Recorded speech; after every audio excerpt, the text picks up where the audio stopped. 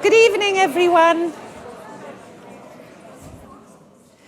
Good evening, everyone, and welcome to the Royal Society and to this evening's Rosalind Franklin lecture. My name is Professor Frances Ashcroft, and I'm chair of the Rosalind Franklin Award Committee.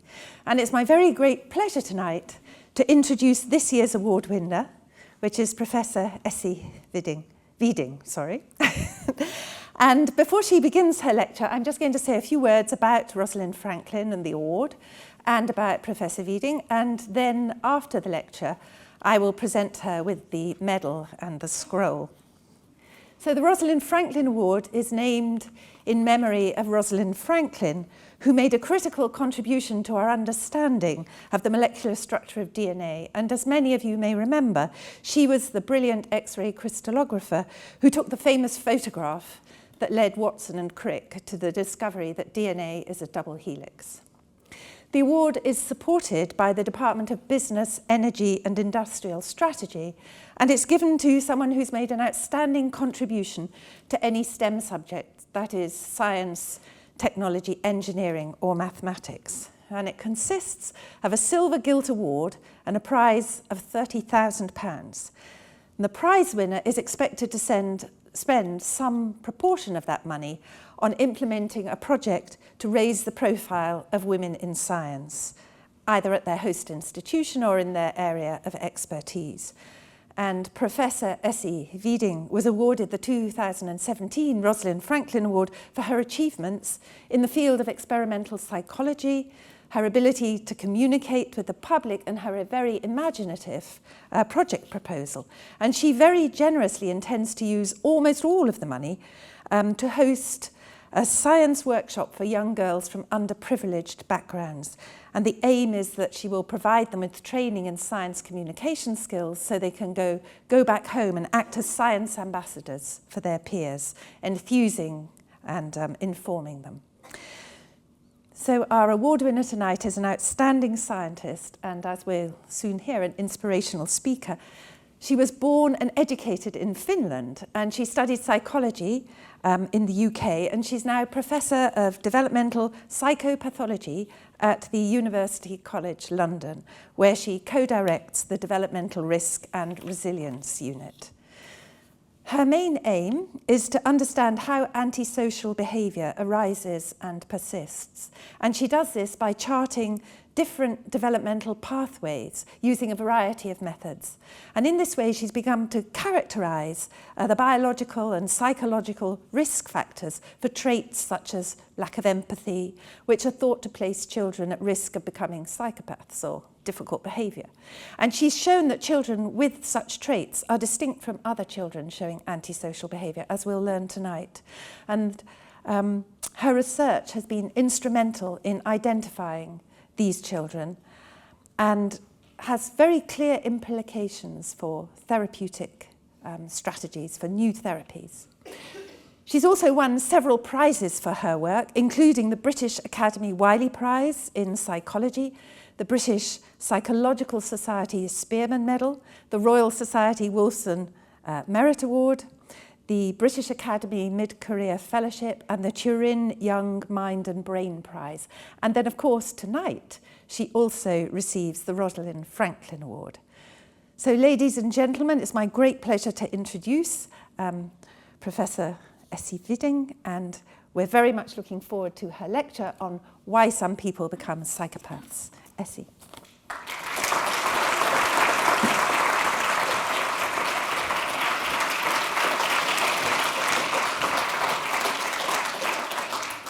So it's my great pleasure to give this Rosalind Franklin Award talk.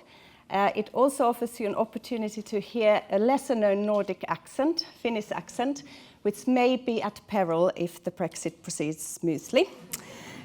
So during this talk, I will consider what we know about development of psychopathy. And most of us are fascinated by the idea of a psychopath. If you type the term into Google, you immediately get over 20 million hits. And our fascination with psychopathy is also reflected in the number of books and films that feature psychopathic characters. And these famous fictional characters have informed our idea of what psychopaths are like. So perhaps the most famous fictional character is the serial killer Hannibal Lecter from the film Hannibal, who was incredibly clever, manipulative, but also distinctly lacked any empathy for fellow human beings. But psychopaths don't just exist in fiction. And there are also notorious real-life criminals that have featured prominently in the media, often consolidating our perception of psychopaths as dangerous serial killers, such as Ted Bundy. So Bundy assaulted and murdered numerous young women and girls during the 1970s. He confessed to 30 murders, but the real figure may be much larger, and some people estimate as large as 100. He was regarded as very handsome, clever, and charismatic, and he exploited these features in winning his victims' trust before he very cruelly and violently killed them. And his lawyer described him as the very definition of heartless evil, and he himself had a more succinct description of himself. He said, "I am the most cold-hearted son of a bitch you'll ever meet." But not all psychopaths are serial killers or even criminals. So what are the characteristics that define an individual with psychopathy? We have a lot of good psychometric research that has shown that characteristics such as lack of remorse and guilt, shallow affect, so really the inability to feel with your fellow human beings, superficial charm, grandiose sense of self-worth, pathological lying, and manipulation of other people are characteristics that really define individuals with psychopathy.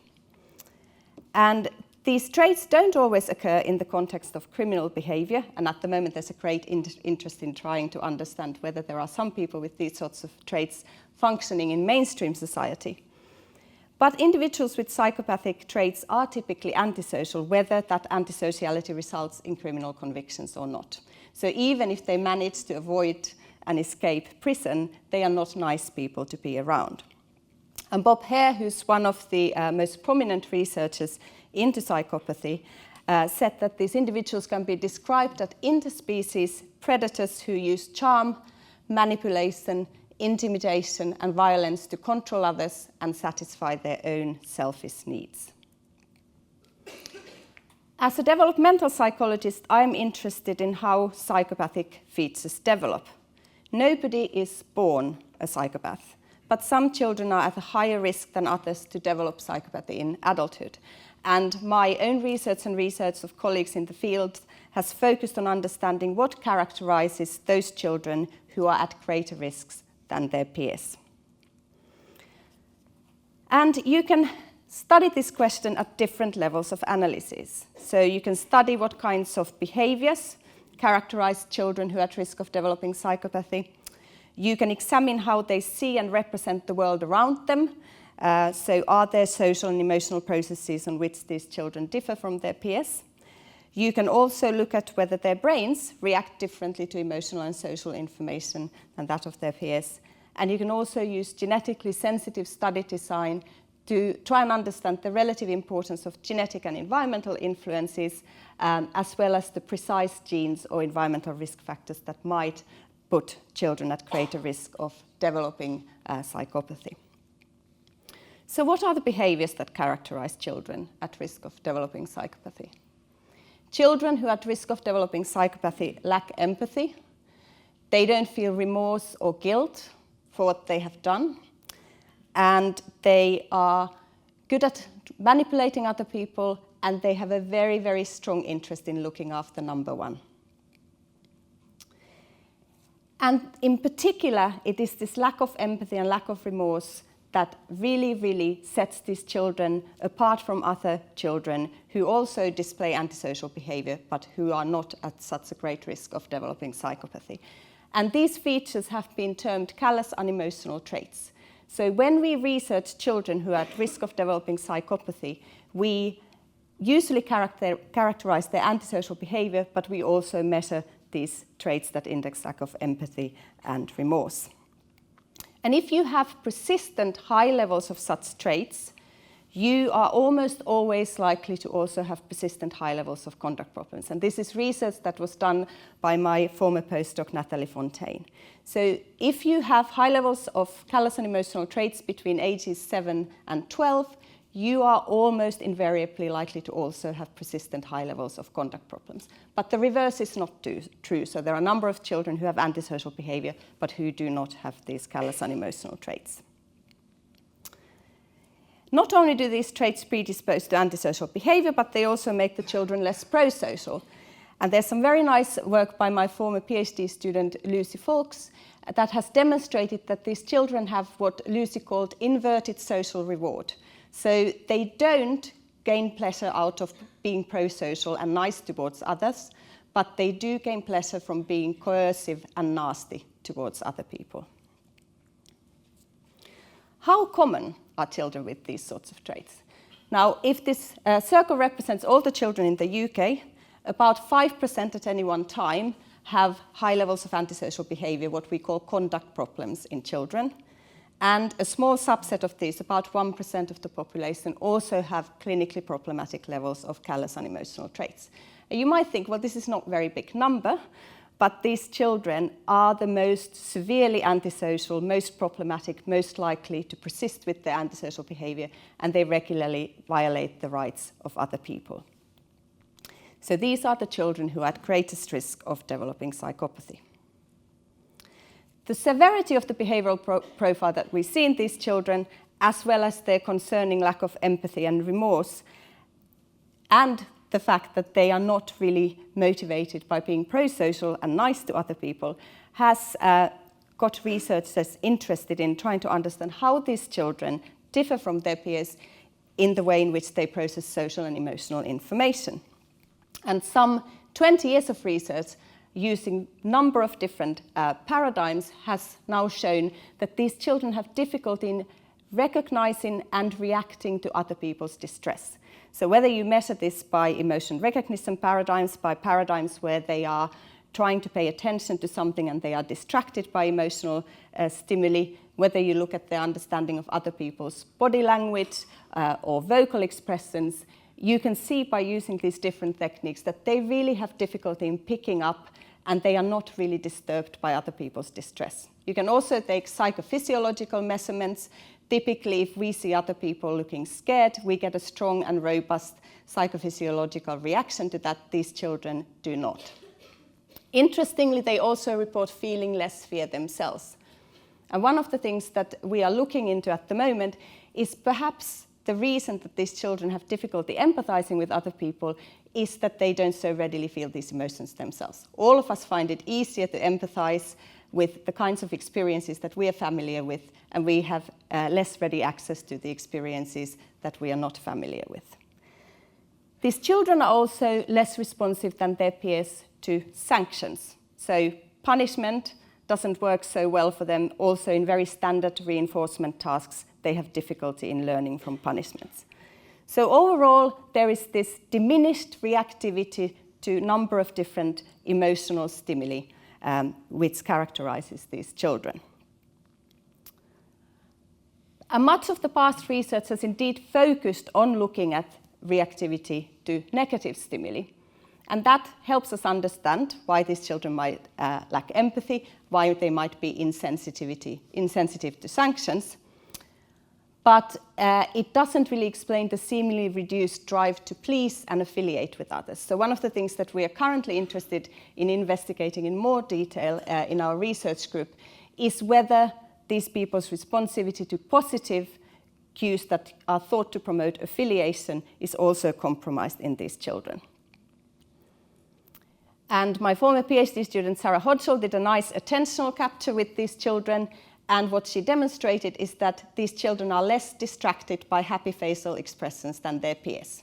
So typically happy facial expressions are very rewarding. We find them distracting if we have to do an attentional task and we present a happy face distractor. Our attention is grabbed and our reaction times go up. But we do not see this in these children with high levels of callous-unemotional traits and conduct problems.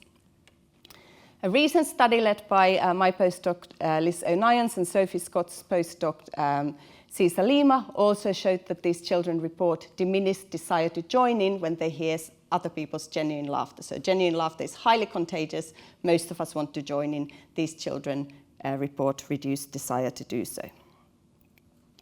Now, given the behavioural and psychological profile associated with risk for developing psychopathy, it would be extremely surprising if we did not see any neural differences, because there is no behaviour without the brain.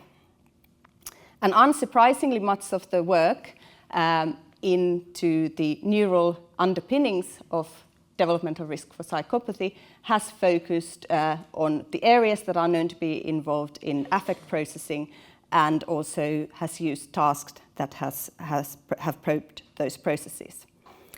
And what these studies from our group and from also a number of other groups, like James Blair's group in America, have shown is that neural circuitry that is involved in emotion, empathic and reward processing is compromised in the children who are at elevated risk of developing psychopathy.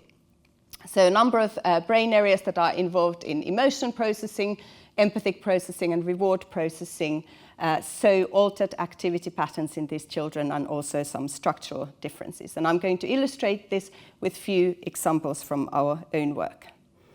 And I'm first going to talk about study, looking at how these children react to fearful faces which are presented very fast and then masked by a calm face. And this was work that was done in collaboration with Kat Sebastian, who was in our group at the time and is now at Royal Holloway, and also Eamon McCrory, who's co-directing the research group with me. And what we showed was that out of the children who were typically developing or had conduct problems but lower levels of callous-unemotional traits, those with high callous-unemotional traits had the lowest amygdala reactivity to these fearful faces that we presented to them in a very rapid way. And if you look at the data from just the children with conduct problems, you can see that the higher your callous-unemotional traits, here indexed by a score on an instrument that is used to measure them, the higher your callous-unemotional traits within children with conduct problems, the lower your amygdala reactivity to fear. My student, Pat Lockwood, who's now in Oxford, also looked at how these children's brains react to photographs of other people in painful situations. And we contrasted these sorts of photographs with photos with hands and feet, but which were not in painful situations. And again, we saw that among conduct children, those with highest levels of callous-unemotional traits had lowest anterior insular reactivity to seeing pictures of other people in pain. And anterior insula is a brain region that is implicated in a number of studies of empathy, which is thought to be involved in subjective feelings of pain. All children with conduct problems showed at a group level lower activity than typically developing children, but it really was those with high levels of callous-unemotional traits that were more, in a most pronounced way, different from the typically developing children. So what our group and others have shown is that amygdala and insular response to other people's distress is lower in children who are at risk of developing psychopathy. They also have atypical reactivity in striatum and orbitofrontal cortex to reversal learning and other reinforcement learning paradigms. Well, what about neural responses to positive emotion? So, as I've already shown you, not only do children resonate less with other people's distress, these children with callous-unemotional traits, but they also don't seem to experience positive emotions in the same way. And laughter is a universal expression of positive emotion, and it's something that promotes affiliation, which is very nicely demonstrated here in a photograph of my daughter taken some years back, having an affiliative interaction with Professor Louise Osenord, who's very funny. You can seek her out afterwards. And we collaborated together with Professor Sophie Scott's group at UCL. Sophie is an expert in studying positive emotions and laughter and the neural circuitry associated with them. And we thought that it would be interesting to use the stimuli. Whoa. Excuse me, that she's developed to study the children with high levels of conduct problems and callous-unemotional traits. And Sophie has shown in her research that displaying laughter sounds promotes activity in supplementary motor area and in anterior insula, and these are thought to help people with motor preparation for joining in with others, and are also thought to reflect the positive effect that arises from listening to genuine laughter. So we got a number of boys inside brain scan and made them listen to sounds of laughter, which they found slightly odd, but they were good sport and did the study. And this study was led by Liz O'Nions and also by Cesar Lima, who was in Sophie Scott's group. And what we found was that compared to typically developing youth, those with conduct problems and high callous-unemotional traits showed diminished activity in the supplementary motor area and also in the anterior insula. We also had a group of children who had conduct problems and lower levels of callous-unemotional traits. They also didn't look entirely typical, but nor were they as different from the controls as were the high callous group. The group with high callous-unemotional traits, as I've already told you, reported that they felt less inclined to join in with the laughter, and this was partly explained by the anterior insular activity. So that seemed to be something that was there to promote the joining in. Now, this is only one study, it's baby steps. We think that the reduced anterior insula and supplementary motor engagement could reflect both decreased positive effect in response to laughter and also decreased preparation to join in and laugh along, but we would need further experiments to really interrogate what precise process is going on there. And what we don't know with our cross-sectional data is whether this sort of pattern is a cause or a consequence of the affiliative, atypical affiliation, and I think it's probably a bit of both. So if you don't ordinarily react in the same way to the kind of stimuli that promotes affiliation, then your social interactions are going to end up being canalized in a very different way than they do for children who may more keenly react to that sort of stimuli. So what do these neurocognitive studies tell us about challenges for typical socialization practices?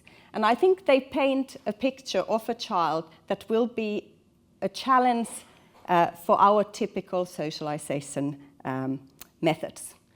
So typically we tell children when they've done something nasty, we say, oh look, you've just hit little Pete. Pete is looking extremely upset. How would you feel if this happened to you? This is empathy induction, and this is what every parent and carer and auntie and uncle of a child does when they see a child behaving in a way that distresses somebody else.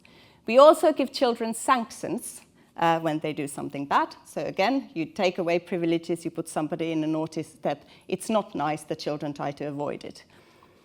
We also capitalize on the fact that most children want to please us. So the fact that they want to make us happy, we can put into good use when we try and motivate their behavior. Now you can probably see that if you don't find other people's distress particularly upsetting, if you're not very good at making connection between your behavior and the consequences that follow, and if you don't really mind about making other people happy, or if their happiness isn't very rewarding for you, then your typical tools of socialization are not going to be very effective. Where does this kind of risk for developing psychopathy stem from? What are the relative importance of genetic and environmental influences in bringing about this sort of behavior? And what are the risk genes and what are the risk environments? And one of the ways in which you can try and answer this question is by conducting twin studies. And I've been very fortunate for many years now to collaborate with Professor Robert Plomin from King's, who runs a big developmental twin register, the twins early development study, and we've been able to use data from this study to look at these questions. And the first study we published showed that conduct problems in the children with high callous-unemotional traits are strongly heritable. Most of the group difference in the level of conduct problems between these children and the rest of the population is due to genetic risk factors, and the remainder appears to be due to child-specific environmental risk factors, so the kind of risk factors that make siblings different from each other. Now, that doesn't mean that these children are genetically destined to become antisocial, but it does indicate that they are more genetically vulnerable to developing those sorts of behaviours. The twin studies do not tell us anything about the individual risk genes or the individual risk environments. They don't identify what the risk genes or environments are, they just tell us about the relative importance of them. So do we know anything about the actual genes or the actual environments? And the answer is not very much at the moment. So ourselves and others have speculated that we may be looking at genes that index lower arousal to distressing affect or lower propensity to affiliate. And there are some candidate gene studies, for instance, on the oxytocin receptor genes. This is a hormone that is thought to promote affiliation that are implicated in the development of psychopathic traits, but those studies have been conducted in very small samples and they haven't always replicated. In collaboration with Robert's group, we've also done genome-wide association studies, and those genome-wide association studies have not implicated the genes that have been shown to have an association in candidate gene studies. So more than likely, what we're looking at is lots of genes of small effect size cumulatively adding to the risk, possibly in some cases rare variants which would not be picked up in the kinds of studies that we have seen to date, and likely also gene environment interplay. So some of that heritability estimate that we see is likely to reflect gene environment interplay. What about environments? It's very, very tempting whenever you see somebody behaving badly to conclude that their parents must have been really awful to them. And it's not so straightforward. In fact, there is some research that suggests that you do not see a typical dose-response relationship between harsh and negative parenting and antisocial behaviour in those children who have high levels of callous-unemotional traits. We also have shown that it may be that these sorts of parenting features are and their association with behaviour could be an epiphenomenon of genetic risk in the families.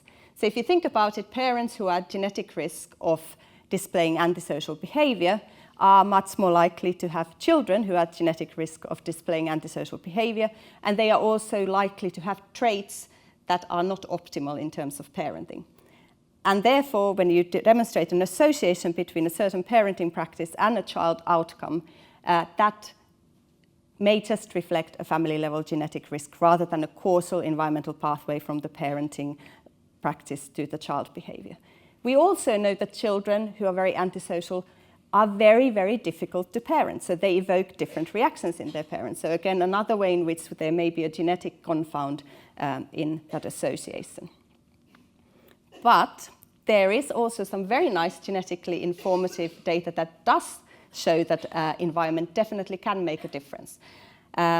Luke Hyde, who's a colleague who works in America, demonstrated using an adoption study design that if you had children who were at genetic risk, but they were fortunate enough to be placed in adoptive environments where the adoptive parents were very good at being consistent and very good at being warm, they had a reduced risk of developing antisocial behaviour and callous-unemotional traits. They also showed that those children at genetic risk as a group were at a higher risk of developing antisocial behaviour despite being adopted away. So it suggests that there is a genetic risk, but that genetic risk can be moderated by environmental circumstances that are favourable. And this brings me to need to understand gene-environment interplay, in particular gene-environment correlation. So we tend to try and separate genes and environment, but that is often very, very artificial thing to do. And we have talked about and known about gene-environment correlation for decades now, yet we have very little good research into this phenomenon. And I think that establishing such research will be critical if we want to better help children who are at risk of developing psychopathy. So both children and their caregivers show substantial heritable individual differences in their social information processing, in their reasoning ability, in their ability to regulate their affect. And this impacts upon how the children behave and what they respond to, and how the caregivers behave and how they react to the child. And I'm going to illustrate this by giving a sort of a pictorial example of phenomenon of evocative gene-environment correlation. And evocative gene-environment correlation really just means that different children who have different behavioral repertoires can evoke remarkably different reactions in the same adult. So I have a parenting philosophy and preferred parenting tactics, and I have also 2 children. So here is my daughter, who is very, very pliable, wants to please you, is always happy. And if I had stopped after having her, I would be very willing to dole out parenting advice. And here is my son after being refused screen time. So myself as a parent and my parenting ideals haven't changed, but how I have parented these 2 children has ended up being quite different because they respond to very different things. So shared genetic and neurocognitive vulnerabilities may restrict, in fact likely restrict, the range of possible social inputs over the child's development, and they may undermine the caregiver's capacity to respond to the needs of the child. And I would argue that we need a better mapping of information and affective processing biases across development, and that this can help us understand some of the nuts and bolts of gene-environment correlation. So to summarize, what characterizes children at risk of developing psychopathy? Well, we know there is genetic vulnerability. We know that environmental conditions are also important, perhaps those that don't counteract the genetic risk or even those that make it worse, and we still know very little about what precisely they are. These children also lack emotional reactivity, empathy, they're insensitive to punishment, they show atypical affiliation, and we can index this in a number of different levels of analysis. Now, at this point, if I may, I'm going to anticipate a few questions. I'm going to preempt, hopefully, a few questions that I typically get.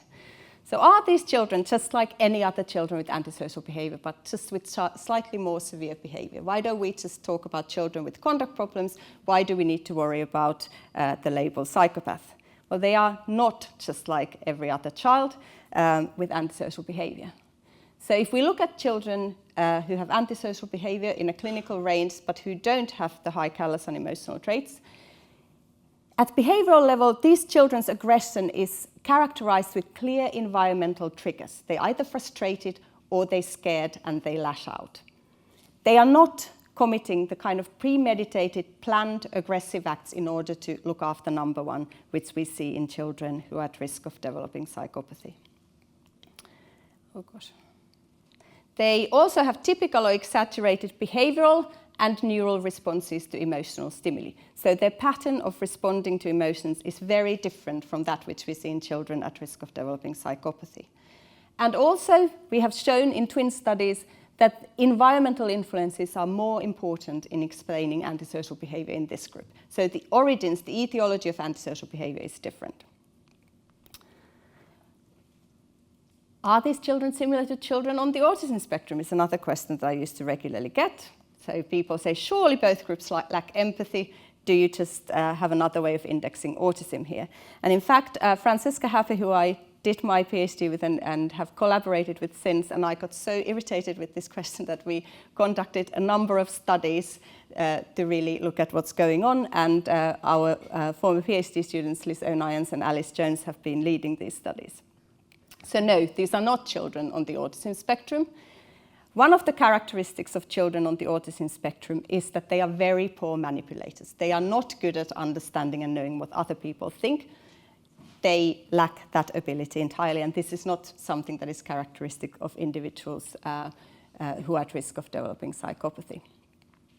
Children on the autism spectrum have difficulty mentalizing, they have difficulty knowing what someone else is thinking, but they do resonate with other people's distress. Other people's distress makes them feel uncomfortable. They may not act or behave in an empathic way because they have difficulty in understanding what are the social norms, but they do not like seeing and hearing other people in distress. Children on the autism spectrum have atypical neural response to other people's mental states, and this is not seen in children at risk for psychopathy. And the genetic and environmental risk factors are largely independent between autistic traits and the callous-unemotional traits. So to summarize, children at risk of developing psychopathy are not merely children with severe antisocial behaviour. They represent a distinct developmental route to persistent antisocial behaviour, and they have a very different neurocognitive profile to that which we see in children who are antisocial but who have low levels of psychopathic traits. Children at risk of developing psychopathy are also not like children who are on the autism spectrum. There's a different etiology for these two conditions, and the two conditions are characterized by different socio-emotional deficits. So the best way I can describe it is that the children on the autism spectrum feel it, but they don't know what to do about it, and children who have callous-unemotional features don't feel it, but they do know how to manipulate you. So can research such as ours make a difference? Obviously, I'd like to think so, otherwise I would probably find a different job. But I would argue that to date, what we have clearly shown, and our colleagues have shown, is that not all children with conduct problems are the same. So we're still stuck with behavioural diagnoses, but people arrive at this diagnosis via a number of different routes, and research clearly points to need for individualised interventions. One jacket will not fit all if we want to help these children. Our own longitudinal work shows that psychopathic features are not inevitably fixed. So we need to understand how we can get better at preventing persistent antisocial behaviour. So we need to get better at identifying what are those things that can be used to reduce risk of developing psychopathy. Many people ask, can we train empathy? I have limited hope. I think people have a certain natural range within which they work. You won't make a very anxious person incredibly chilled, and you're probably not going to make somebody who's not naturally aroused by someone else's distress the most cuddly person on the planet. However, you can probably work around. You can perhaps promote pro-social behaviour by different means, by alternative socialisation strategies. So we need to get better at understanding what those might be. And I have huge hope in the research into positive emotions, because I can think of ways in which those could be conditioned and altered possibly and used alongside lots of other methods that we know work with children to help better socialization. I also think that an improved understanding of the familial vulnerabilities will help promote more successful comprehensive interventions for these children. And if these were easy questions, we would have cracked them a long time ago. So in order to answer these sorts of questions, we need to attract the best brains to science. And this brings me to the Rosalind Franklin project that I'm hoping to conduct. In a letter to her father in 1940, Rosalind Franklin wrote, "Obviously my method of thought and reasoning is influenced by a scientific training. And I think that we need to be able to offer scientific training to a diverse set of individuals to maximize the speed with which we are able to make scientific advances." And my Rosalind Franklin project is to work with 20 GCSE-aged girls from a set of backgrounds that are typically underrepresented in science careers. And these girls, as Dame Ashcroft already said, are to participate in a workshop at UCL that will give them exposure to science, but will also train them in a host of transferable skills that often act as gatekeepers for when people want to go to university and scientific training, such as presenting or interview skills. And I hope that these girls can go back to their schools and take what they have learned through the school setting, but they will also help us create a web resource that will be accessible more widely to all the schools across UK. And at this point, it remains for me to thank the Royal Society for the Rosalind Franklin Award, which is a great honour and gives me an opportunity to conduct this exciting project. And I also want to thank, first and foremost, all the people who participate in our research, without whom we couldn't do anything. Various people who have over the years and still work in our unit, and in particularly I want to highlight Professor Eamon McCrory, who co-directs the unit with me and who I call my scientific husband, and I hope his real husband doesn't mind. I also want to list the number of collaborators, mentors, and what I've called champions, so people who have spurred me on in one way or another during my career, as well as funding agencies. You need money to do research. So we're very grateful for all the funds we've received. We want to acknowledge family and friends, many of whom are in the audience and who contribute more to the successful science that they perhaps realize, because every now and again you need a break. And I want to finally leave you with evidence that when he gets over his disappointment of not being allowed screen time, my son is delightfully enthusiastic about building Lego and other activities, and that evokes very positive feelings in his mother. So I'm going to finish on this note, and I'm very happy to take questions.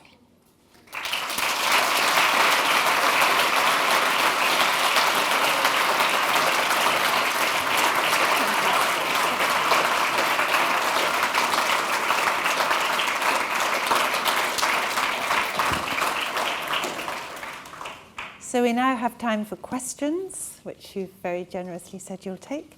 And what I'd ask people to do is to use the microphone, please. So if you stick your hand up, someone will come, bring you a microphone, and if you say your name, that would also be very nice.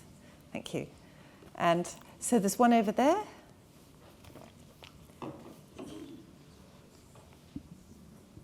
Thank you for a great talk. I wondered what percentage of the population is considered psychopathic in the UK? So I think that the estimate is that just under or around 1%, that's what the estimate is. But unfortunately, there is actually not very good epidemiological data. So these numbers with both adults and children, we extrapolate from knowing what percentage has antisocial behaviour disorder, and then what percentage of those we know to have very high features of psychopathic traits. At the back, in blue. Meanwhile, while you take the microphone there, I will ask a question.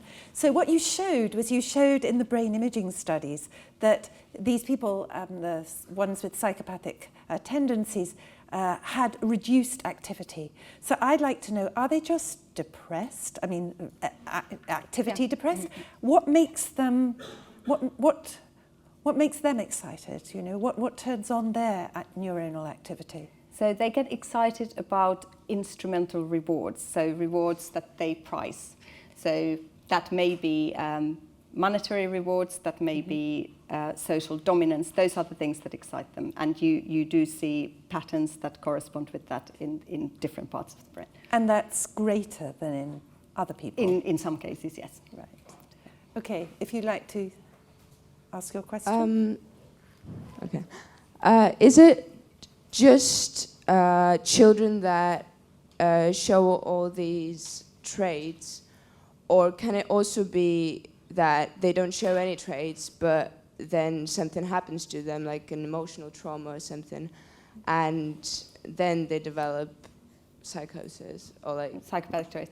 It's a really good question, and one of the things that Eamon and I are really interested in looking at is whether you have a different developmental route to this sort of callous presentation, which is what I would call a phenocopy. So these would not be what I'd call a primary psychopath or at risk of developing primary psychopathy, which is due to genetic risk. These would be individuals who have perhaps experienced some kind of a very, very powerful childhood trauma, and who as a result present in a way that looks callous and unempathic, but the origins of that sort of behavior in those individuals would be very different. And we've got some preliminary data that suggests that you can see this sort of pattern in some maltreated individuals, but what you see is that it's not accompanied by this blunted amygdala reactivity which you've seen in the primary psychopaths. And in fact, these individuals often have comorbid anxiety, which, you know, your typical psychopath is not anxious.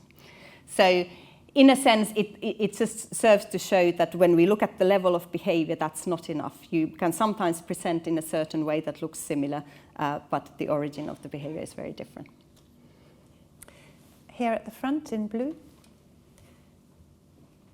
And can you take to the gentleman at the back, please? In your research, you said you looked at boys. Was it just boys you looked at, and why didn't you look at females? Because these children are fiendishly difficult to recruit It's less common in girls, and because we know less about these sorts of traits and behaviours in girls, we can't be confident that if we recruit a mixed group, the group has a similar etiology. So in order to do the science as cleanly as possible, since we're in early stages, we've focused on boys for whom these sorts of traits are much more common. But you do see these traits in girls, and sometimes they can express in a different way. So for instance, girls with these sorts of traits are much more likely to engage in relational aggression, so bullying by spreading rumours, for instance, or tarnishing someone's reputation, than they are to engage in physical aggression. So definitely you can see these traits in girls, but because the research is still in a relatively early stage, it has focused on the group in which these traits are more common, or the bad behaviours associated with the traits are more common. Yes. And can someone bring the microphone over here? I'm thinking about the adult serial killers. I know they are the sort of high-profile stuff. But if they're so intelligent or capable and manipulative, why do they get caught? Well, I don't think that they're necessarily hyper intelligent. They may just have. I mean, Ted Bundy was very intelligent, but I guess if you do it long enough, the people who are hunting you are also clever, and then you will get caught. We also had another question down here. Here with the stripy jumper. Behind you, Annabelle. Is absent fathers an effect? Sorry? Absent fathers. Absent fathers. I don't know that anyone has looked at that. It's likely that many children who display these sorts of behaviours do have absent fathers, but how causal that is hard to know, because most people who have absent fathers who don't turn out like that. So again, it may be one of those things that is another example of gene-environment correlation, where if you have certain traits, you're less likely to be able to stay together with somebody, but whether that separation has a causal effect on those sorts of traits, it may do, but I would possibly be slightly skeptical as to whether it has. Yeah. At the very back. Your talk was predicated on the fact that psychopathy and psychopaths are bad, but would you agree that there is quite a large component of the 1% of people who have psychopathic characteristics that don't exhibit antisocial characteristics? They may have low guilt, low empathy, low fear, but don't exhibit antisocial behaviour. And that actually in the future, these people who interact with other people and the world in such a neurodivergent and different way might actually have huge things to offer society and the world, especially given the many crises we currently face. That's another interesting question. I would argue that if you have very high levels of these traits, it's extremely unlikely, and in fact there's data showing that it's extremely unlikely that you're not antisocial. That doesn't mean that you're antisocial in a way that will get you criminally convicted, but you're probably going to behave in ways that are not going to be pleasant to people around them. It may be that some of these features will be features that can be very desirable in certain situations. And in fact, I would argue that there's probably particular professions in which you have a higher concentration of individuals with some of these traits and who function in quite a, at least societally acceptable way, even if they are not the kindest people. However, the traits occur on the continuum. So it may be that if you have sort of middling high levels, you can adaptively function in particular professions. If you have very, very high levels, I would be extremely surprised if at one point or another you would not end up doing something that is deeply, deeply unpleasant, even if it's not criminal. And you were talking about these people doing something that is helpful to other people. Now, if you have really high levels of these traits, you are only interested in looking after number one. So you will probably be helpful to other people as long as it's good for you. But the minute a situation comes about that it's not so great for you anymore, you probably wouldn't. So if you have really high levels of these traits, at some point I think you will end up doing something that will be deeply antisocial to others, even if it's not antisocial in a way that will get you a criminal conviction. I can't help but ask Donald Trump. I was waiting for it. I had a bet with my husband. So they both. Since I know that there are discussions about abolishing the cold water rule, but since it hasn't been conclusively done yet, I would not offer diagnosis from the distance. I will say what I said in a recent interview, which is that he can be comfortably diagnosed as a giant toddler, although that may be possibly too unkind to toddlers. I'm glad you asked that question. I was fascinated too. At the back over here. Do you think that maybe the opinion you have on the characteristics and behaviorisms of adult psychopaths might be skewed to by the fact that psychopaths who are more in control of themselves and don't harm other people fly under the radar a bit more and are harder to track down? So do I understand your question correctly, that you wonder whether we have an overly criminal understanding of these individuals because some of the others are harder to track down? Well, in a way, I would argue that if you don't cause huge amount of hurt to other people or violate their rights, who cares? I mean, I don't really worry about somebody who is able to somehow mask their psychopathic traits by being kind and nice to other people. That person would not concern me. So I think, yes, I'm not saying that it's not possible that there isn't somebody who is just able to be very adaptive and appear very kind and nice. I think that that is clearly a possibility. However, I would say that the reason that the research has focused on the individuals that are antisocial is that those are the people that violate the rights of other people, and therefore we care about understanding how that could be prevented. Ultimately, we probably don't care about somebody who is successful at masking those sorts of traits, because that's not a person that is a worry for them, for the other people around them. Hi. How would you differentiate between a child who is predisposed to psychopathy and being a full-blown diagnosis of irreversible psychopathy in adulthood, I suppose? The fact that they're a child. So you don't diagnose a child with an adult personality disorder, and we have clear data to show that these traits are not fixed. So therefore, you don't label a child a psychopath. So it's the fact that they're a child that you wouldn't call them a psychopath. Yes. Hi. Thank you for your talk. As you've mentioned and as I've read, some have tried to push persons with psychopathy into the right direction by using their exaggerated self-interest to show them that they can get benefits from doing certain things. And I was wondering if you thought there were any alternatives or any better ways to push adults with psychopathy in the right direction. Well, I think that's certainly something that there's already data as being something that works, but it clearly doesn't work for everyone. So we want to have more tools than just the appealing to self-interest. And as I mentioned, one of the things that we are interested in investigating is whether it's possible by, for instance, instrumental conditioning methods to try and generalize a positive effect to the social stimuli that most of us find rewarding and they don't, and whether that can then recalibrate some of the social interactions that these children have. But we need probably good 5-10 years of research before we can do that systematically and look at it. And I don't think that it's the only thing. Maybe some of them will benefit from some empathy induction if it happens early enough. I don't think it's going to get them to a kind of range where they're going to be great altruists, but it might be helpful, and it's an empirical question. So I think that a number of different tools are likely to be important, both for intervening with children and with the adults. There's a question down here. You see with the white shirt? And then someone at the back in black. Not the person who's already had a question.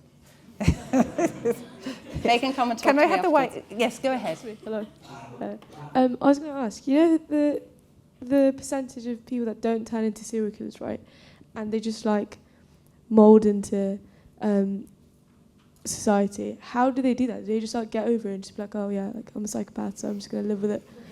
Or, like, how do they? So only very, very small proportion of psychopaths are serial killers. So that's incredibly rare, even in individuals with psychopathy. So you're a very extreme case, and you probably have some other kind of additional problem, some sort of what psychiatrists and psychologists call a paraphilia, if you channel your psychopathic traits in that kind of way. So I don't think it's a case of these children are all in a path of becoming serial killers and then somehow, you manage to turn them away. I think actually very, very small percentage of them are.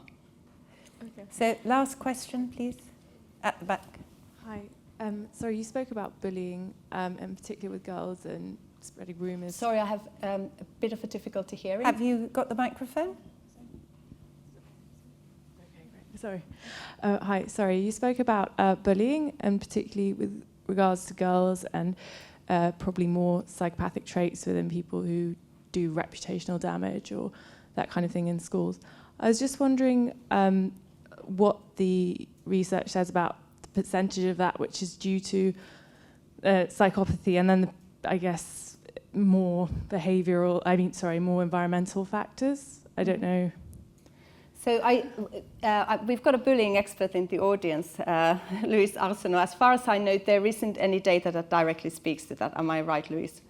Okay, so the bullying expert tells me that there's no data that directly speaks to that. I'm sorry. Well, I think I should draw this to a close and thank Professor Viding for a fantastic lecture. You can just see how much people have been enthused and interested in it by the number of questions we have. I can see some of them are still here. So before I present her with the award, let's thank her once again. Now I have to find this thing. I'm sorry.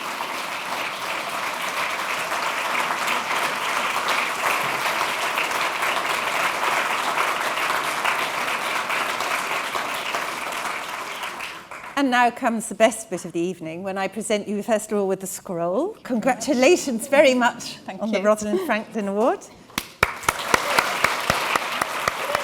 You open the thing and show them the medal. Oh, no, not that one. This one. And now I have the pleasure to present you with the medal. Thank you.